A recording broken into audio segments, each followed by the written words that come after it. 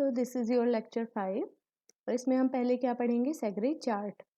तो इसके पहले हम कुछ लाइट और हैवी न्यूक्लियाई देख लेते हैं, इनमें प्रोटॉन्स और न्यूट्रॉन्स के नंबर देख लेते हैं।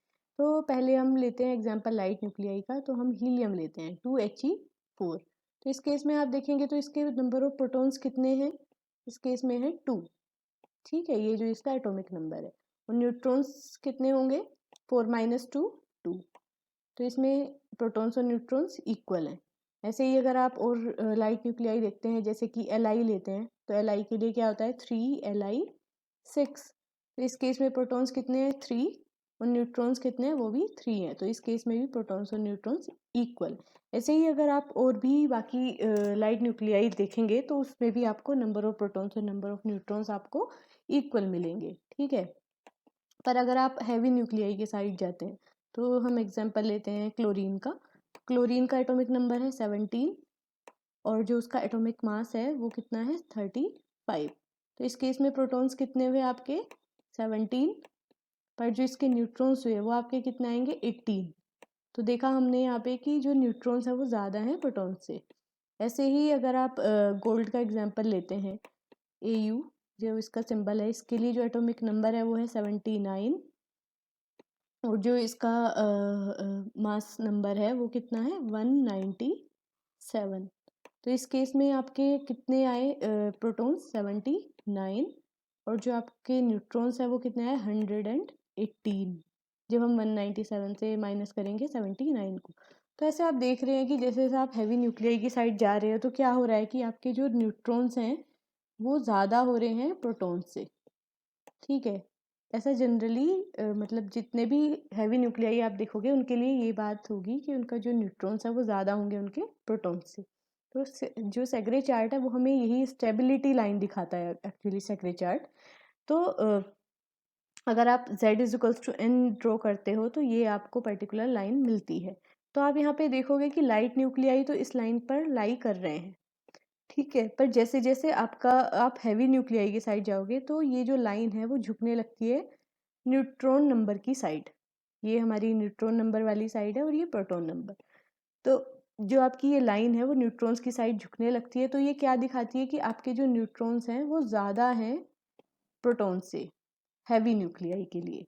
ठीक है, तो इस लाइन को क्या बोलते हैं बीटा स्टेबिलिटी लाइन। और इसका मतलब क्या है कि जो न्यूक्लियाई इस लाइन पे लाई कर रहे हैं उनमें बीटा डिके नहीं होगा।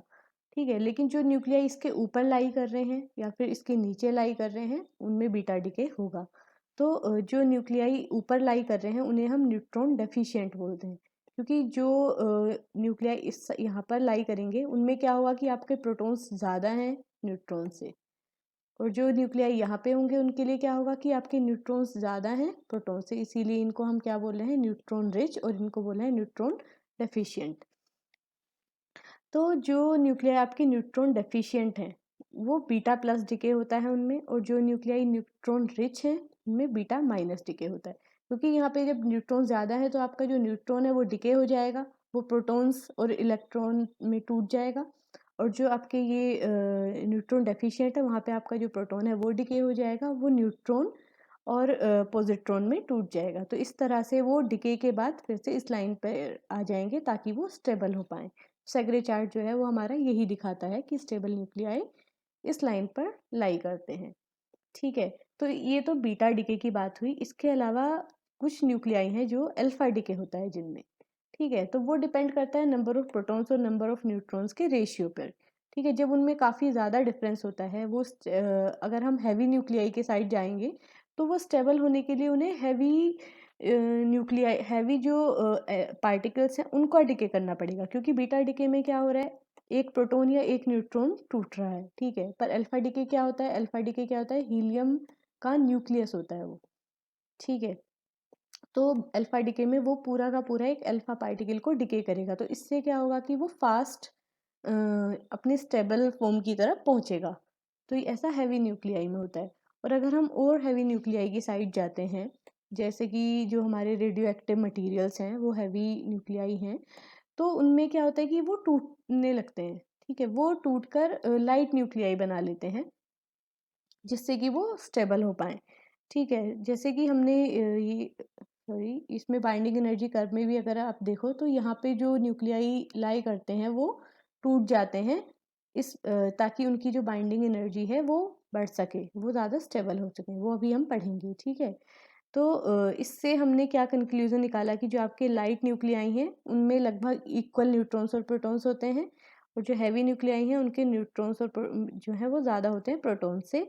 और इसके अलावा स्पॉन्टेनियस फिजन जो है वो लिमिट करता है एलिमेंट्स को, ठीक है, क्योंकि जैसे ही आप हैवी न्यूक्लियाई की साइड जाते जाओगे तो वो न्यूक्लियाई टूटने लगेंगे और वो लाइट न्यूक्लियाई बनाने लगेंगे। इससे इससे क्या होगा, आप बहुत हैवी न्यूक्लियाई बना ही नहीं पाएंगे, ठीक है। तो और इसके अलावा है ये है कि जो टोटल न्यूक्लियाई बनाए गए हैं अभी तक, एक्चुअली जो अधिकतर जो न्यूक्लियाई हैं वो लेबोरेटरी में बनाए गए हैं आर्टिफिशियली। जो क्या बोलते हैं नेचुरली मिलते हैं वो बहुत ही कम न्यूक्लियाई हैं। तो आउट ऑफ 3000 एटॉमिक न्यूक्लियाई सिर्फ 252 आर स्टेबल, बाकी अनस्टेबल हैं और उनमें डिके होते रहता है, ठीक है। तो अभी हम बाइंडिंग एनर्जी पढ़ेंगे।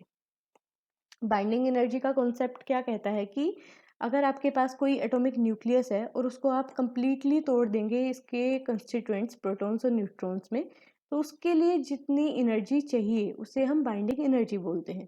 तो जैसे कि मान लेते हैं आपका कोई न्यूक्लियस एन है और उसको आपने तोड़ दिया प्रोटॉन्स में और न्यूट्रॉन्स में।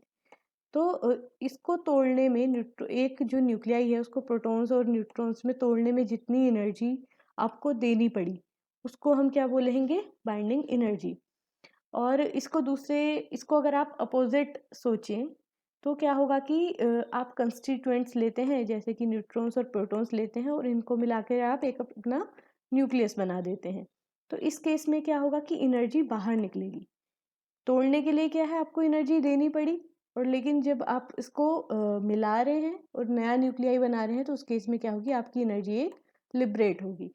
तो ये वाली जो एनर्जी है और जो एनर्जी यहाँ पे हमें चाहिए थी तोड़ने के लिए, वो दोनों एनर्जी को हम क्या बोलते हैं, बाइंडिंग एनर्जी, और वो इक्वल होती हैं, ठीक है। तो यहाँ पे ये इसका फॉर्मूला क्या दिखाता है कि binding energy is equals to delta E. Delta E क्या है, बोल रहा है कि जो एनर्जी आपकी बाद में आपके सिस्टम की रह गई है, तो हम मान सकते हैं कि जो हमारी बाद में एनर्जी वो E2 है, E2 माइनस जो आपकी इनिशियली आपके सिस्टम की एनर्जी थी E1। तो इनका जो डिफरेंस है वो आपकी क्या है, बाइंडिंग एनर्जी। तो यहाँ पे हमने एनर्जी और मास का जो रिलेशन है आइंस्टाइन फॉर्मूले से जो आता है वो हमने यहाँ पे सब्स्टिट्यूट कर दिया है, E is equals to mc²। अब c तो यहाँ पे कांस्टेंट है, तो जो आपका फॉर्मूला रह गया वो क्या रह गया, डेल्टा m इंटू c²। तो अभी हमें यहाँ पर डेल्टा m की वैल्यू रखनी है। तो अभी हमने क्या किया कि हमारा एक न्यूक्लियस था n, ठीक है, उसको हमने तोड़ दिया अपने प्रोटॉन्स और न्यूट्रॉन्स में। तो हमें इनका मास डिफरेंस लिखना है। तो मान लेते हैं कि जो प्रोटॉन का जो मास है वो हमारा mp है और जो न्यूट्रॉन्स का मास है वो mn है। तो जो हमारा एक न्यूक्लियाई था वो z प्रोटॉन्स और n न्यूट्रॉन्स में तोड़ा हमने, ठीक है। तो टोटल जो मास है प्रोटॉन का वो आप कैसे निकाल सकते हो, number of protons into mass of proton. और ऐसे ही न्यूट्रॉन्स के लिए हम क्या कर सकते हैं, number of neutrons into mass of neutrons. तो इस तरह से इन दोनों का जब आपने सम कर दिया तो ये टोटल मास आ गया जो आपको बाद में सिस्टम मिला प्रोटॉन्स और न्यूट्रॉन्स का, माइनस जो आपका इनिशियली न्यूक्लियस था उसका जो मास था वो। तो इस तरह से आपकी बाइंडिंग एनर्जी का ये फॉर्मूला मिल जाता है जिससे हम न्यूक्लियस की बाइंडिंग एनर्जी कैलकुलेट कर सकते हैं, ठीक है। तो इसके अलावा एक और कॉन्सेप्ट आता है वो है मास डिफेक्ट। मास डिफेक्ट क्या कहता है, departure of the measured atomic mass from the mass number.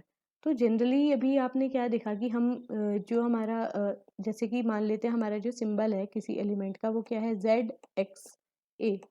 तो हम क्या बोलते थे कि जो हमारा A है वही हमारा एटॉमिक मास दिखा रहा है जो कि सम ऑफ प्रोटॉन्स और न्यूट्रॉन्स है, ठीक है।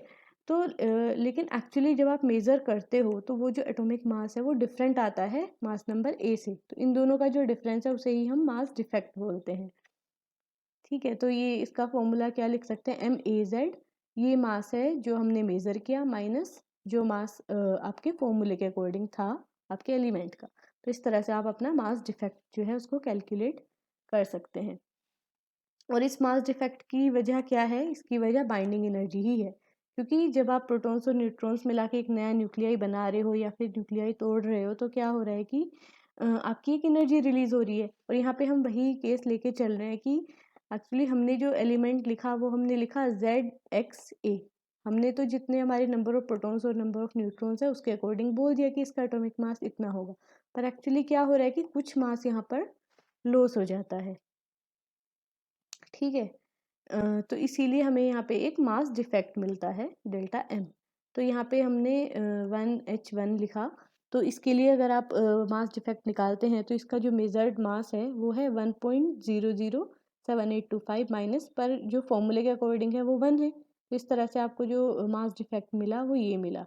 जैसे ही यूरेनियम के लिए 238.05082 था और आपको जो मास डिफेक्ट मिला वो ये मिला। तो इस तरह से आप मास डिफेक्ट कैलकुलेट कर सकते हैं अपना। अभी ये जो आपका कर्व है ये आपका बाइंडिंग एनर्जी कर्व दिखा रहा है, ये आपका देखा हुआ होगा वैसे। तो इसमें क्या होता है कि इस एक्सिस पे हमारा मास नंबर है और इस एक्सिस पे हमारी क्या है, बाइंडिंग एनर्जी पर न्यूक्लियन। मतलब बाइंडिंग एनर्जी को हमने टोटल नंबर ऑफ न्यूक्लियंस जो है हमारे उससे डिवाइड कर दिया है। तो इस कर्व में अगर आप देखो तो क्या हो रहा है कि इनिशियली क्या हो रहा है कि आपका जो ये बाइंडिंग एनर्जी है वो इंक्रीज हो रही है, शार्पली इंक्रीज हो रही है। उसके बाद यहाँ पे एक कर्व मिल रहा है आपको और ये कुछ पार्ट तक लगभग कांस्टेंट है, उसके बाद ये फिर से डिक्रीज होने लगती है। तो ये आपकी बाइंडिंग एनर्जी का नेचर दिखा रहा है। अब इसमें ऐसा क्यों होता है कि यहाँ पे ये शार्पली इंक्रीज कर रहा है, फिर लगभग कांस्टेंट है और फिर से ये डिक्रीज कर रहा है, ये हम अगली स्लाइड में देखेंगे। तो इसके पहले हम जो हमारा न्यूक्लियर फोर्स है उसका नेचर देख लेते हैं। ठीक है, तो जो आपका न्यूक्लियर फोर्स है, पहली चीज़ तो ये कि आपको पता है कि न्यूक्लियस में क्या होता है, आपके प्रोटॉन्स होते हैं और क्या होता है, न्यूट्रॉन्स होते हैं। तो न्यूट्रॉन्स जो है वो तो न्यूट्रल चार्ज के, उन पे ज़ीरो चार्ज है, पर जो प्रोटॉन्स हैं उन पे क्या चार्ज है, पॉजिटिव ई। तो अब जो ये पॉजिटिव ई चार्ज है और कई सारे प्रोटॉन्स हैं एक न्यूक्लियस में, मतलब अगर हम हैवी न्यूक्लियाई की बात करें तो इनके बीच में क्या होगा, आपका कुलम्ब फोर्स भी लगेगा। और कुलम्ब फोर्स क्या करता है, सेम चार्जेस अगर होंगे तो वो उसको क्या करेगा, रिपेल करेगा।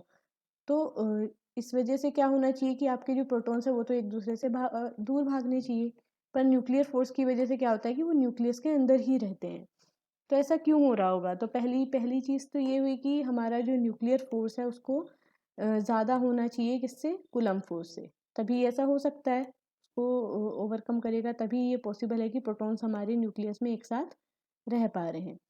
पहली चीज़ तो ये। और दूसरी चीज़ क्या हुई कि ऑब्वियसली ये जो फोर्स है वो अट्रैक्टिव हुए, अट्रैक्टिव है तभी ये प्रोटॉन्स न्यूट्रॉन्स और दोनों ही जो न्यूक्लियस है वो एक साथ रह पा रहे हैं, इसीलिए वो क्या होगा, अट्रैक्टिव होगा। तो ये भी हमारा कंफर्म है। और एक और कॉन्सेप्ट आता है, जैसे कि मान लीजिए कि आपके पास कई सारे एटम्स हैं।